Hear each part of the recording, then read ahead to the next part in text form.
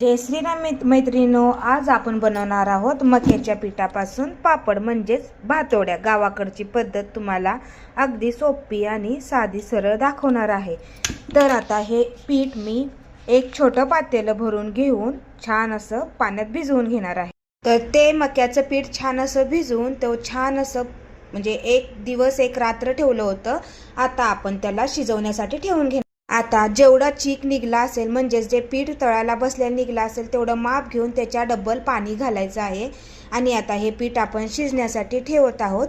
त्यामध्ये तुमच्या आवडीनुसार तीळ, ओवा किंवा जिरे तुम्हाला जे हवं ते घाला। मी याच्यामध्ये तीळ आणि ओवा घातले। आता हे पीठ सतत हलवत राहायचं जेणेकरून ते खाली त्याच्या गुठळ्या होऊ नयेत।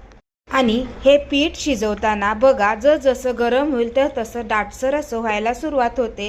तर ह्यामध्ये अगदी 1 किलो अंदाजाने 1 ते 1.5 चमचा आपला पोह्याचा मीठ आणि 1 चमचा सोडा टाकून घ्यावा किंवा पापड खार तुम्हाला जे सोपं पडेल ते टाकून घ्यावं। आणि हे आता शिजेपर्यंत आपण वाट बघूयात।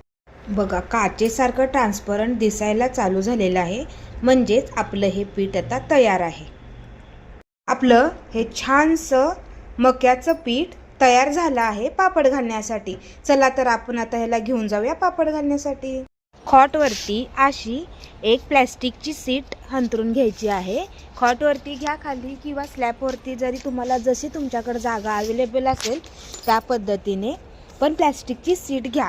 ही आता आपली पापड घालण्याची तयारी झालेली आहे। अशा पद्धतीनं पाहिजे त्या आकारात तुम्ही पळीपापड घालून घेऊ शकता, मक्याचे पळीपापड। तर अशा पद्धतीने मी सर्व पळीपापड घालून घेते। आपले सगळे पापड असे मस्तपैकी घालून झाले आहेत। आता आपण ह्याला सुकण्यापर्यंतची वाट बघूयात।